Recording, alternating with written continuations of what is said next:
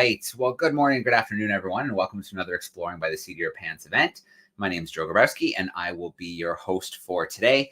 If this is your first time joining us, we are all about bringing science, exploration, adventure, and conservation live into classrooms across Canada, North America, and around the world. So do check us out at exploringbytheseat.com, where you can find all the live events that we have coming up on any given month. And of course, everything that we do records to our YouTube channel, so you can always find a great resource of live events that your classrooms can join in anytime. All right, so let's get into the heart of our event for today. Today, we are continuing with our friends at the Rideau Hall Foundation and their Ingenious Plus program, which is a program that helps fund and support young entrepreneurs, change makers, and innovators, helping provide tools that could transform an idea into a business that changes the planet, the world, and life as we know it. So I think the best way to take a little look at what's coming up is to check out this video clip here. I'm going to share my screen and let's see what this is all about.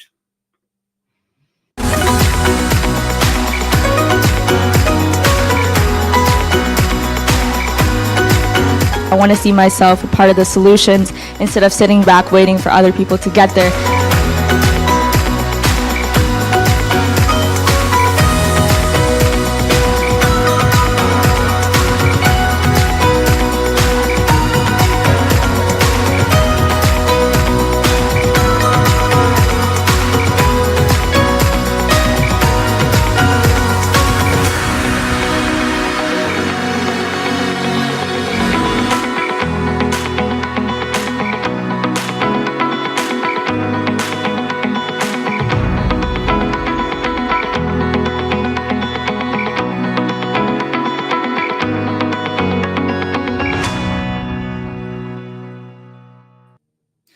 All right. Now, before I bring in the incredible Jill Clark to join us and introduce us to some amazing young innovators, I want to give a shout out to the classrooms that are tuning in right now.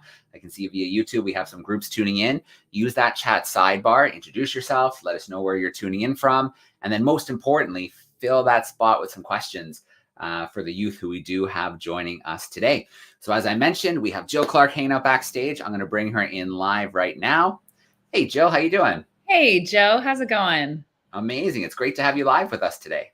It's great to be back. I'm so excited to be here. I love being with Exploring by the Seat of Your Pants, and I definitely love talking about the Ingenious Plus Youth Challenge. So am I clear to dive in? You are clear to go. The stage is yours, Jill. Awesome. Thanks, Joe. So as Joe said, I'm Jill Clark. I'm with the Rideau Hall Foundation, and we are so proud to be bringing the third year of the Ingenious Plus Canada's Youth Innovation Challenge. So if you are passionate about generating solutions to community, Canadian, and global challenges, Ingenious Plus gives youth in Canada ages 14 to 18 the opportunity to innovate for good. So we hear this word tossed around a lot: innovation, innovate. So what exactly does that mean? What is innovation?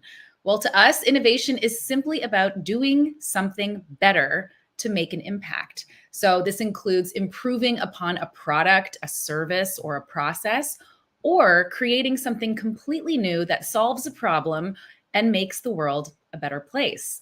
So as we saw in the video, there are 5 categories that you can tackle to make the world better through innovation. So we have community and civic engagement, climate change and the environment, equity and inclusion, health and well-being, and technology and entrepreneurship. So you can see there are no shortage of ways to innovate and no limits to the problems that we can solve. So often we think that innovation is technical, scientific, mathematic, and yeah, that's true, it can be, but innovation is also social, community-minded, entrepreneurial, health-focused, and compassionate. So you don't have to be a genius in engineering. You just have to want to improve the world around you. And there's no need to go it alone. Our innovators all stress the importance of teamwork and collaboration. So grab some friends, put your heads together, and challenge each other to do something great. So this challenge invites you to present your innovation projects and ideas, and this is your chance to showcase them in an exceptional network of Canada's most successful innovators, one of whom is with us today. You will have the chance to win entry into this network and also the chance to receive up to $10,000. That's right. So submissions are open as of today, and they close February 22nd, 2024. So the time to start is now. All the information you need to apply and receive up to $10,000 are on our website at ingeniusplus.ca. So please check us out. And the next great Canadian innovator could be you. So without further ado, let's invite our guest speakers to join us and share their innovation stories. We're going to start with Aaron Zhao, who is our year 2 national winner in the health and well-being category for his innovation, the Exotremor, a low-cost 3D printed exoskeleton that suppresses hand tremors in movement disorder patients. When picking up objects, the Exo hand locks the 2 degrees of freedom of the user's wrist, thereby allowing them to hold anything in a stable position. You guys, this thing is crazy. It's so smart. We're so lucky to have Aaron with us today. Aaron, welcome. Thank you so much for being with us. Hi, Jill. Hi. I'm great. How are you? Good. How are you? Good. We're so happy to have you with us. We want to hear all about the Exotremor and about the work that you're doing. So start us off. Give us the elevator pitch for your innovation. Yeah. So I've always had shaky hands, and many of my hobbies require me to have steady hands. So, for instance, one of my hobbies is making dioramas, and to do that, well, I have to use enamel paint, so my hands have to be steady to the paint on very specific parts of the project. And I've often found these tasks to be very cumbersome because of how shaky my hands are. So one day earlier this year, or I guess it would be last year around this time, I decided to self-diagnose myself on Google and try and see what exactly was causing my hands to tremor so much. And that's when I accidentally fell into this internet rabbit hole of movement disorders. And so upon further research, I realized there are people dealing with stuff like Parkinson's disease, essential tremors, where basically their hands, or people who are influenced by these disorders and diseases, their hands shake so much to the point where when they pick up a glass of water to drink it, they spill half of the content, or some can't even brush their teeth. So that's when I realized there are so many people in this world who have it so much worse than I do. And at this exact same time, I somewhat shared the experience.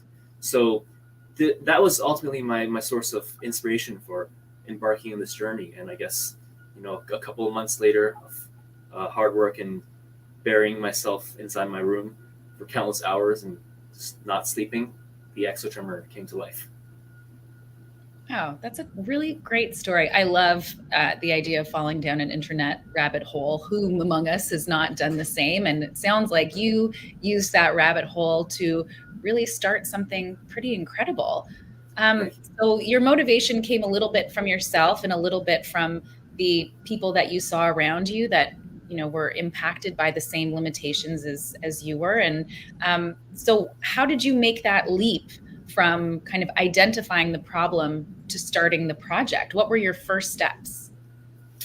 So my first step was definitely I guess just research, which is understanding the root of the problem, because the only way you can tackle an issue as large as something that has to do with like a big sector of healthcare is you have to get to the root of the problem and understand what exactly people are going through, what the industry is going through, both through a technological perspective and an economic perspective. So, for instance, a lot of the current treatments for essential tremors and for these shaky hands are well in the $1,000s. So that gave me a reason to try and form a solution that was perhaps more cost effective, right? And so after all the research was done, then I went into this phase of learning skills, because before I started the Exotremor, I had no idea how to use CADing software. I had no idea how to use a computer basically to make something like the Exotremor. So I spent a couple months learning those skills, and then I started making the Exotremor. So it definitely wasn't just like I got the idea from that one night of going down that internet rabbit hole, and the next day I just started building it. So it definitely took a bit of time. Yeah, absolutely. It's not an overnight success. And I love the idea that you would take time to learn skills that you needed to learn in order to be able to get further into your project. That's so cool. So you get a little bit further into your project, into your research and building. What is it that made you decide to submit to Ingenious Plus? So at first, so my academic advisor actually told me about Ingenious Plus Innovation Challenge, and at the time I had no idea about the cash award. All I saw was just Innovation Challenge, and knowing myself, I like innovating and I like challenges, so it was perfect. And then of course when I realized that there was a $10,000 award, uh, I was like, all the more reason to be part of Ingenious Plus. Yeah, the money does help. It's nice to have, the mentorship and the networking and the challenge aspect. But of course, a little cash can definitely go a long way, especially at this phase of your innovation. So how has being an Ingenious Plus national winner changed things for you? How has it kind of changed the approach of your project or the way that you are moving forward? Ingenious Plus Innovation Challenge has definitely motivated me to further pursue a career in STEM. And it was actually through a kind of a funny story. Um, I was taking a nap. I don't remember the date, but I was taking a nap afternoon, and I wake up and I check my phone, and it says I have an email from Ingenious Plus. And so now my head is like very groggy right now because I just woke up, and I open the email and I see the word winner. So at that point I'm thinking, oh wow, this is amazing. I didn't expect myself to be a national winner. So my mind was just thinking, oh, this must be a regional winner email. So I'm scrolling down, and then suddenly it says Fairmont Hotel. So, and now I'm thinking, wait, Fairmont Hotel. That's So how you know you've made it. Yeah. So then I scroll all the way back up to the top of the email, and it says national winner. Um, so I definitely jumped out of bed a little too hard because I stubbed my toe. But it's this sense of, I guess, accomplishment and validation of someone else telling you that you're doing something right that is just so motivating for especially students. So yeah. That's so great. And I mean, just highlights the importance of always taking a nap, getting your rest. You never know what you can wake up to. That's so great. So, you talk about the validation of, kind of your peers and other people in the innovation sphere that help to motivate you. I think you're also really motivated by the people that you're helping. So have you seen, the impacts of the exotremor in the community that you're looking to help? Yeah. So during the regional science fair in Vancouver, um, that was when I first showcased the project to, like, I guess, to the public. Um, and I just remember seeing many elderly like pass my project, and they would look at they would look at the exotremor, and they would ask me more about it, and then they would share like personal stories about how their family members are dealing with Parkinson's or essential tremors, and then they were just telling me how like the purpose and the mission of the exotremor definitely aligned with what they wanted to see more of in the industry, and that just, I guess, gave me a newfound sense of, again, motivation, because like it basically says there's practical use and there's demand and there's people out there who need help, and this could potentially be one of their solutions. So yeah. Yeah, it's great to see, people's eyes kind of light up when they see that you are proposing a solution to a problem that they have and kind of make that connection. I think that's a great way to kind of connect to people. For sure. Yeah, that's so great. So I know that you and Elijah Cosby, who's another one of our Ingenious Plus winners, are in a program together. So there's definitely like a buzz going on of all of our Ingenious Plus winners who are making an impact all across the country, which is so great for us to see. So how would you kind of encourage other people to get involved with Ingenious Plus? What would you say to people who, young people who have innovation ideas or who are starting a project? what can they get out of getting involved with Ingenious Plus? So to a lot of people around the world, I think the most noble thing we can do as human beings is to spread love. And as innovators and scientists, we do that through creating solutions for people. And Ingenious Plus is just an incredible avenue to do that, because all you need to have to get started on the Ingenious Plus Innovation Challenge is really just an idea.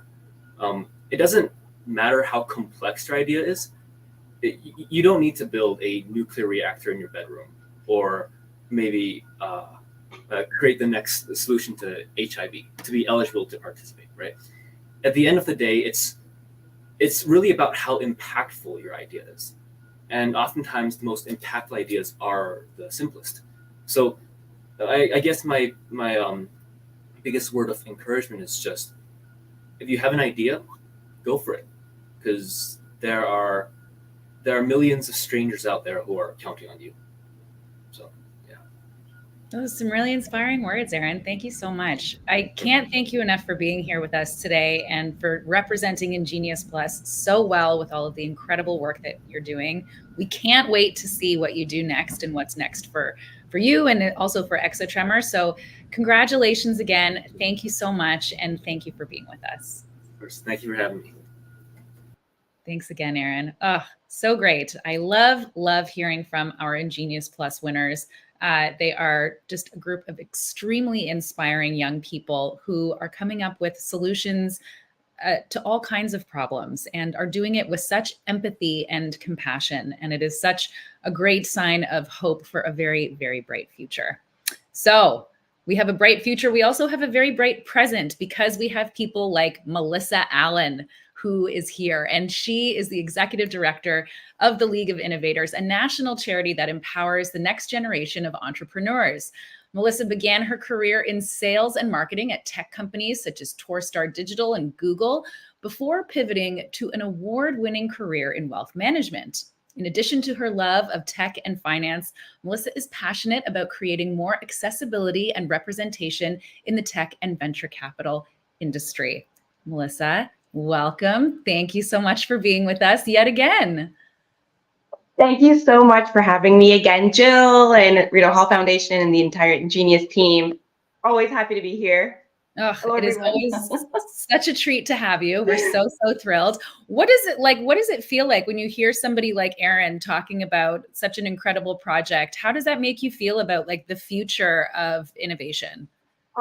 Completely optimistic. I mean, I don't know, Aaron, if you had any formal training and if that's such a thing in entrepreneurship. So I don't know if you went through any other programs when you're developing your idea and turning into a prototype, but you perfectly went through all the steps that we talked about, League of Innovators, that you go through, right? When you are looking for an idea of a problem to solve. And I was really super blown away by that. And also, I love how you started with your why, which was a problem that you saw. And as you did more customer discovery, you realized that other people had the same challenge or problem that you did, and you just went from there. And that's what we're going to talk about a little bit today, but we'll get into that in a little moment. But well done, Aaron. Yeah, incredible stuff, right? Like I always feel like we're so lucky just to even be in the orbit of these young innovators and have a chance to be there, kind of getting in on the ground floor of their innovation journey. It's such a privilege, and it gives me so much hope and excitement for the future. I think all of you who are watching are going to be at the forefront of solving some of the world's big problems. Not that, us Gen X and millennials mean to, pass down our problems to you, but I have such hope that you all are going to do amazing things. Absolutely. Absolutely. Okay. So tell us a little bit more about the League of Innovators. Tell us what you are doing in all of your incredible work that is making such an impact today. Absolutely. So I'll go into more depth about myself later, but I am executive director of League of Innovators, which just basically means that I'm the one that, helps keep the lights on and helps support the rest of the team in delivering the best, completely free, no strings attached programming that will support the next generation of entrepreneurs under the ages of 30. So say 14 to 30. And we have programming for every stage of entrepreneurship. So whether you have an idea, or maybe you think you might want to be an entrepreneur, all the way up to launching your business, to now even scaling your business and looking for even venture capital angel funding. And I think, oh, go on. Sorry, Joe. Yeah, that's okay. No, I was just letting that land. It's like some pretty big stuff. So I was just giving a little moment for everybody to digest. Really, really incredible work. You mentioned, and Erin talked about this too, finding your why. And I think this is kind of like the key, the spark, the kickstart of so many wonderful innovation stories. And I want to hear yours. I want to hear about your journey of finding your why. Amazing. So is this where I can show my whole presentation? Yes. I go, awesome. All right. I haven't tested out the present button yet, but I'm really banking on it working here. One moment. All right. I'm just hiding out backstage, Melissa. So if you need some help, I can give you a hand. All right. I think I am good. One moment here. No. Okay, here we go. No. Easiest thing to do, Melissa, after you hit present, is to pick the first option to share screen. And then entire screen tends I know to that would be like entire screen. Yeah. Okay, let's try it. And then I think I have on Google Docs my slide presentation. So let's see if this works. If not, I will stop presenting. We can figure it out. It's looking good so far. Okay. Can we see a lot of yellow right now? Okay, great. Sorry, everybody. Again, I don't know why that is. Technology is always so intimidating, but here we are. No, it's perfect. Just go full screen for us, Melissa, and it looks great. Now I'm just going to go to the beginning. Okay, great.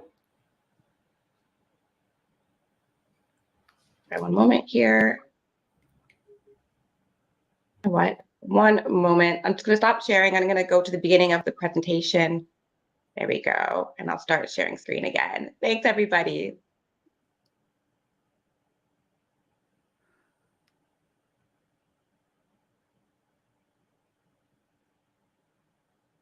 Okay. All right. Now we see it. Actually, it's loading. We got the spinning wheel. That usually means something good is happening. All right. There we go. There we go. Can you see it now? Yeah, and if you want to, Melissa, this works. Next to stop sharing, if you click that little minimize bar, that'll take that away for us. Beautiful. Oh, perfect. Great. There we go. All right. So far, so good. So thank you, everybody, for joining all of us today and listening to me talk about a topic that's really near and dear to my heart. You'll find out why. And this is a talk I like to give to aspiring and current young entrepreneurs called Reflecting on Your Why. So first of all, where are we? I like to start with a land acknowledgement. And so normally I'm from Toronto. I was born and raised in Toronto, live there now, and it's home to the Anishinaabe, the Wendat, and the Shoshone people, the Mississaugas of the Credit, and is currently home to many First Nations, Métis, and Inuit people. Today, I'm actually speaking to you from Montreal. So I had to do a little bit of research about Montreal and their land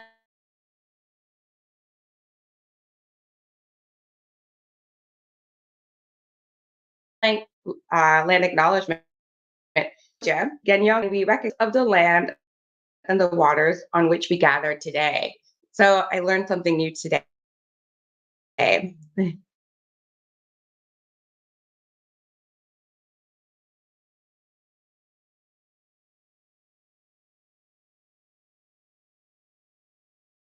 Okay, or whose.land. The URLs are at the bottom of the screen.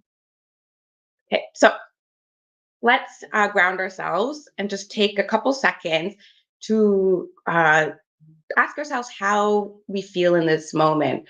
And, oftentimes if there's a chat, we'll put like, say, if you're feeling amazing, you could put a 10 in the chat. If you're feeling so, you could put like a 1, 2, 3, or 4 in the chat, but really gauge how you feel. And hopefully by the end of this presentation, no matter where you are, your spirits will be lifted and you will be inspired. Okay, so a couple of community agreements right now for showing up in this presentation. I encourage you all to, grab a journal, and if you have some distractions going on, like if you have YouTube going on in the background or some noise, you try to minimize that as much as possible. Create space for empathy for yourself and for others. We're all on our own journey. Take care of yourself. If you need to take a moment to grab water, to walk away from the screen, or to breathe, feel free to do that. And of course, always continue the work after. Okay, so you met me. My name is Melissa Allen. I'm the Executive Director of League of Innovators. Here's where you can reach me. You can contact me anytime. I love working with young people and supporting young people. And I'm actually still friends and in contact and mentoring some of the Ingenious Plus winners and participants from 2023, which is such a joy. Okay, entrepreneurship, starting a business, working on your idea. Where do you start? Kind of feels like this, right? Like chaos. How I like to cut through the noise and cut through the chaos is remembering my Ikigai. So Ikigai is a Japanese, let's call it philosophy. It's a term for your life's purpose.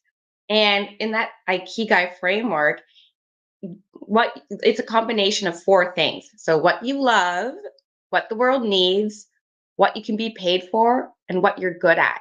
If you can combine those four things into the project or the business or the career that you're working on, then that forms the foundation of your personal why. And we're going to dive deeper into that. So for example, like you start asking yourself, okay, I really want to change the world, or I want to solve this particular problem, or I want to solve a problem that's important for people and myself. So why that problem? Why now? Why you? Let's dive into how we can answer these questions. Right. So there's a great TED talk on YouTube. Okay. So this is one moment where I can say you can like open up YouTube, but just to bookmark it. And if you search a talk called How Great Leaders Inspire Action by Simon Sinek, his last name is spelled Sinek. He gives a great talk on how great leaders inspire by finding their why. And what he talks about is that, when you're building $1 million business or a business that's going to change 1 million lives, it's not just about the money, right? The question that is really important to ask is, like, what is your drive? Like, what's the reason? What's the why? Well, people don't buy what you do, they buy why you do it, right? And so here's like a little target, right? So on the outside, like everybody knows the what. So for example, everybody knows that cheese is delicious. So just even though I'm lactose intolerant, we'll just go with it. It is delicious, right? And some people even know, like, say, like, or how it's delicious, right? It's wonderful dairy product. But why do I like a certain kind or brand of cheese over another, right? And I was just, I remember I was in Walmart the other day, and I was looking in the dairy aisle, and I saw, the Walmart brand, the generic brand with like the blue logo of string cheese. And then I saw the actual brand of string cheese, and I can't remember. And, like the string cheese versus just like the regular sticks in the generic brand. And that is the reason why people are willing to pay $2 more for the brand name string cheese or cheese strings rather than the Walmart no name brand is the why, right? A lot of marketing went in to really giving us that feeling and that experience of being almost like united in our love of being able to pull that cheese down and enjoy eating it by the strips.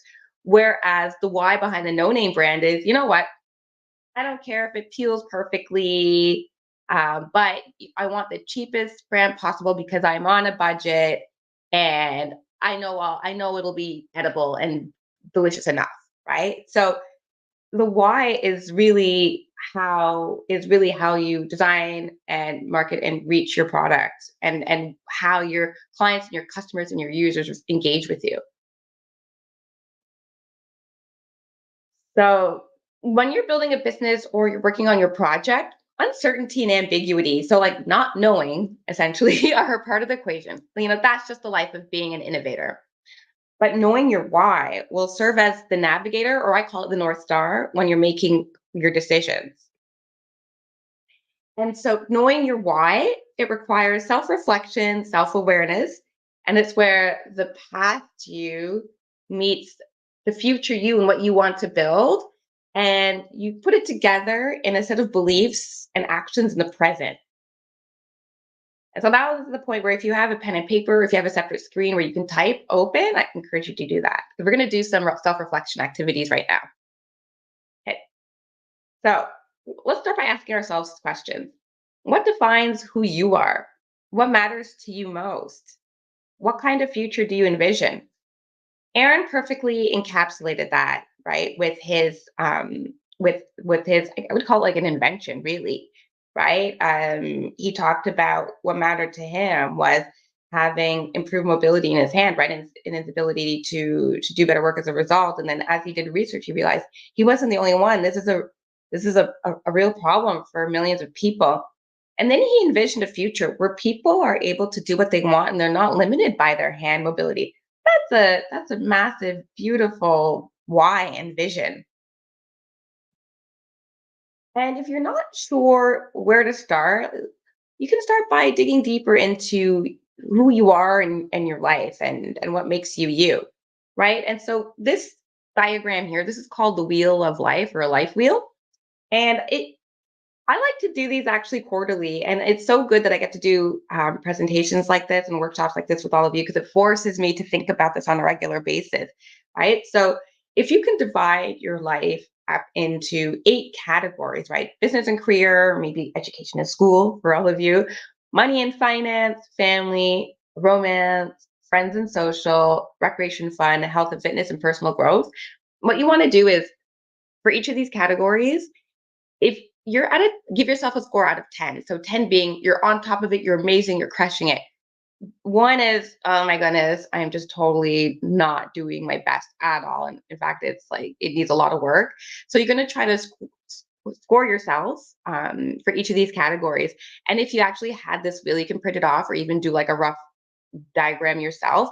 Then you want to color in the pizza slice, I guess you could call it, all the way up to your score. Like so if it's a 9, you color it all the way up to the number 9. And you're going to do that all the way around. And then you're going to see the areas where it looks like somebody ate your pizza. It's going to eat your pizza like this. You're going to be able to easily see the areas where, maybe you can use some more attention, but it depends on your season of life. And so then when you start to really think about these 8 areas, that's when you can start to see what areas of your life are flourishing and what areas of your life do you want to start, stop, and continue doing, right? So I'll give me as an example. I would say my romance with my husband, I would say that's like a 10 out of 10. I would say business career is a 10 out of 10. Like I love what I'm doing and we had so much impact in 2023. But low key between you and me, I would put my health at a 3. I think I had one steady month where I went to the gym regularly and like that's it. And so then you want to ask yourself what areas in your life are not flourishing or are not a priority. And so based on that question, what do you want to start, stop, and continue doing? Right. So me, I probably at least start at the minimum going for a daily 5-minute walk. Right. And from that exercise, you really start to learn, or what really starts to show up, or what are your core values. So in business, values are used to identify and communicate the things that are of the highest importance for an organization. It's the why behind what they do. Now, I can't see the chat, but I want you to think of brands like Nike, like Lululemon, like Patagonia, and I want you to think of brands like Walmart and Costco. What's their why? And, for example, Patagonia, I think it was last year, Patagonia is like that outdoor apparel brand, high-end apparel brand. So the founder, and I believe he's the CEO, he decided that moving forward, 100% of the profits of Patagonia were now going to go towards sustainability causes and initiatives, right? Incredible. So it's clear what the value of Patagonia is, right? It's nature, it's the earth, it's sustainability, it's taking care of the earth, right? And so, just the same way a company's values will inform their business decisions, like the decision to use 100% of profit to go into sustainability initiatives, they also define the organizational culture and attract a certain type of people. So, if you were working at, like, whether in a Patagonia store or at head office, you could probably imagine that there's somebody who loves the earth, the outdoors, nature, and outdoor activities. And they probably also are passionate about protecting the outdoors so that we can all enjoy it for generations to come. Now, in your mind, think of your favorite brand, if you have one, and start to think about what their why might be and how you think that would make it feel like to work there, or why you would potentially want to work there one day. And so for you now, right? You're the business of you, or you're an individual, you're working on a project that maybe one day will become the next Google, right? So now's a great time to start understanding your values and what's important to you and how you make decisions. Because once you understand that, that will inform your decisions moving forward. The example I give for young people, right, is okay, so I want to go to McMaster's, right? That's a really important value to me. So, what do I need to do today? What decisions do I need to make as a 13-year-old, 14-year-old, in order for me when I'm 18 to be on campus living my best life like Aaron and Elijah, right? And so that might mean the difference between you know, taking an extra hour a day after school to really polish up and do the best you can with your homework and study to understand concepts so you get great grades, right? If you want to, play basketball beyond, if you want to like basically try out for the high school team for basketball. So what are you going to do as a 13-year-old, as a grade 8 now, so that you can make the team next year, right? So that's how you form your values. So here are some sentences. You could take a picture of the screen if you want, but we won't have time, so I'll just say them and hopefully, yeah, take a screenshot. You can ask yourself these questions later because they'll help you form your values. So I am happy when, I am proud of, I am fulfilled when. Skills or abilities that come naturally to me are, the qualities that I admire in people are, and the things that are the most important to me are, and I want others to know that I am blank. So when you do this, you're going to start finding that a lot of themes are going to pop up over again. And so again, you can also take a picture of this or screenshot it, and you're going to see which 3 to 5 values stand out to you. So for me, it's definitely inclusion, it's leadership, it's love, it's meaningful work, and I would say, security, right? So even financial security or psychological safety. And they can change, but as long as like you know a general. Sometimes I even have up to 10 values. So you don't have to limit yourself. And these values that you're starting to realize are yours, like how do they show up in your life? With how you treat your friends, your parents, your loved ones, how you treat school, sports, the things you have to do, and how you continue to live out your values. Okay. And now we're going to take our values and we're going to use them to really understand what do we want in the long run for ourselves and for our projects and for our lives. And that's where visioning comes in. Okay. So you have your pen and paper again. Imagine that it's 10 years from now. And for some reason, I put 2036 in the paragraph, but that's okay. So just imagine it's December 6th, 2033. Right? So some of you are going to be 23, wow, and or 27, right? And you're about to do a recap of your year. What will you want to have accomplished? Write down anything and everything that comes to mind. I would even say, for now, while I'm talking, even write down 1 to 3 things. Don't edit. Like, just speak from your heart, right? Nobody has to see this. And be honest with yourself. It's okay. And do not question whether or not things will come true. You don't need to justify your dreams. Like, here's a funny story. My friend Aaron Spivak, So Aaron, not Aaron Zhao, another friend, Aaron, Spivak, Spivak. You can find him on social media. He has a company called Hush Blankets, and I think when he was like 25 or something like that, he sold it to Sleep Country for $50 million or a majority stake. And he's just like a boss through and through. And he was on a talk with some League of Innovators founders once, and and that's, I wanted to bring up this example I'm about to give because of this last sentence. Don't justify your dreams. Don't question whether things or not will come true. Because he was speaking with a good friend of his who was looking for some mentorship from him, and this friend who comes from I would say historically excluded or marginalized community. This friend said, I want to build and own $1 billion business in 15 years, right? And Aaron said that his first thought was, oh, is that even possible? I don't know. Like, oh, that's like a big goal. But then he was like, no, wait a minute. Why am I going to put my own limitations on my friend? Like, who am I to do that? And so instead, he encouraged his friend, right? Think big, as big as you want. And by the way, big as you want can mean I want to help 1 billion people. I want to help 10 people. I want to make $1 billion. I just want to make $100 and take my friends to the movies. That's what you want. Right. So you can start, if you're kind of stuck about what to write, you can fill in the blanks here. So I am, if you're in my case, 33 years old, just kidding. I feel fantastic, healthy, loved, and successful. My environment is surrounded by my colleagues and my friends and family who love me. My achievements include creating 10,000 new youth entrepreneurs in Canada. Again, I'm surrounded by my friends and team members who are on this journey with me. My work is executive director at League of Innovators, and we've taken it to the world. And I'm learning to heliski. I really want to learn how to heliski and snowboard. Okay.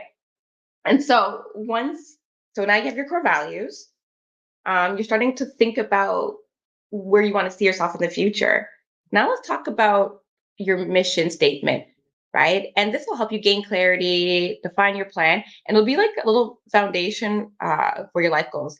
And so a mission statement is a 1 to 2 sentence motto that guides every decision you make. It's the reason to be. And I'll give you mine in a moment.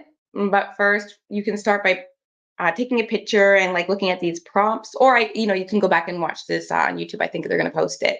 So some questions to ask to help get you started are: how do you live by your values? How do you show up for others? What kind of impact are you creating? Why are you here and what are your goals? What would the growing version of yourselves look like?